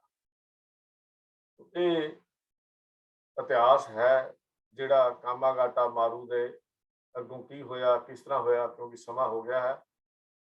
ਆਪਾਂ ਇਸ ਇਤਿਹਾਸ ਨੂੰ ਅਗਲੇ ਹਫ਼ਤੇ ਆਪ ਜੀ ਨਾਲ ਜ਼ਿਕਰ ਕਰਾਂਗੇ ਕਿ ਕਾਮਾਗਾਟਾ ਮਾਰੂ ਕਿਵੇਂ ਉੱਥੋਂ ਵਾਪਸ ਹੋਇਆ, ਜਹਾਜ਼ ਕਿਵੇਂ ਕਲਕੱਤਾ ਦੀ ਬੰਦਰਗਾਹ ਤੇ ਪਹੁੰਚਦਾ, ਕਿਵੇਂ ਉੱਥੇ ਗੋਲੀਆਂ ਚੱਲਦੀਆਂ ਹਨ, ਕਿਵੇਂ ਉੱਥੇ ਸ਼ਹੀਦੀਆਂ ਹੁੰਦੀਆਂ ਹਨ। ਇਹ ਸਾਰਾ ਇਤਿਹਾਸ ਹੈ ਜੋ ਥੋੜ੍ਹੇ ਜਿਹੇ ਸਮੇਂ ਵਿੱਚ ਕੰਪਲੀਟ ਨਹੀਂ ਕੀਤਾ ਜਾ ਸਕਦਾ। ਇਸ ਨੂੰ ਅਸੀਂ ਅਗਲੇ ਹਫ਼ਤੇ ਇਤਿਹਾਸ ਨੂੰ ਕਰਾਂਗੇ। ਹਾਂ, ਇੰਨਾ ਕੁ ਜ਼ਰੂਰ ਹੈ ਕਿ ਬਾਬਾ ਗੁਰਦਿੱਤ ਸਿੰਘ ਜੀ ਨੂੰ ਉਹਨਾਂ ਨੇ ਗੱਲਬਾਤ ਤੋਰੀ ਤਾਂ ਕਿ ਆਪੋ ਸੁਲ੍ਹਾ ਹੋ ਜਾਏ। ਰਾਸ਼ਨ ਪਾਣੀ ਦੇਣਾ ਜਿਹੜਾ ਮੰਨ ਗਏ ਤੇ ਜਹਾਜ਼ ਨੂੰ ਵਾਪਸ ਭੇਜਣ ਦੀ ਗੱਲ ਜਿਹੜੀ ਸੀ ਉਹ ਚੱਲ ਪਈ। ਇਹ ਇਤਿਹਾਸ ਜਿਹੜਾ ਵੱਖਰਾ ਅਗਲਾ ਲੰਬਾ ਇਤਿਹਾਸ ਹੈ ਆਪ ਜੀ ਦੇ ਨਾਲ ਸਾਂਝਾ ਕਰਾਂਗਾ ਜੀ। ਅੱਜ ਦਾ ਇਤਿਹਾਸ ਸੁਣਾਉਂਦਿਆਂ ਹੋਇਆ ਭੁੱਲ ਚੁੱਕ ਦੀ ਖਿਮਾ ਆਪ ਪਾਸੋਂ ਮੰਗ ਰਿਹਾ ਹਾਂ, ਕਿਉਂਕਿ ਇਹ ਇਤਿਹਾਸ ਇਹੋ ਜਿਹਾ ਹੈ ਜਿਹੜਾ ਮੈਂ ਆਪ ਵੀ ਕਹਿ ਲਓ ਪਹਿਲੀ ਵਾਰੀ ਹੀ ਇੱਥੇ ਚੰਗਾ ਅਧਿਐਨ ਕੀਤਾ ਹੈ। ਪਹਿਲਾਂ ਸਿਰਫ ਬਾਬਾ ਗੁਰਦੇਵ ਸਿੰਘ ਦੇ ਇਤਿਹਾਸ ਤੱਕ ਹੀ ਆਪਣੀ ਜਾਣਕਾਰੀ ਸੀਮਤ ਰੱਖੀ ਸੀ, ਪਰ ਹੁਣ ਕਿਉਂਕਿ ਆਪ ਜੀ ਨਾਲ ਸਾਂਝਾ ਕਰਨਾ ਸੀ, ਥੋੜ੍ਹੀ ਜਿਹੀ ਪੜ੍ਹਨ ਦਾ ਸਮਾਂ ਮਿਲਿਆ। ਇਸ ਵਾਸਤੇ ਹੋ ਸਕਦਾ ਕੁਝ ਤੱਤ ਵਿੱਚੋਂ ਰਹਿ ਗਏ ਹੋਣ, ਆਪ ਪਾਸੋਂ ਖਿਮਾ ਮੰਗ ਰਿਹਾ ਹਾਂ ਜੀ। ਪਿਆਰ ਸਹਿਤ ਫਤਿਹ ਦੀ ਸਾਂਝ ਕਰੋ। ਵਾਹਿਗੁਰੂ ਜੀ ਕਾ ਖਾਲਸਾ, ਵਾਹਿਗੁਰੂ ਜੀ ਕੀ ਫਤਿਹ।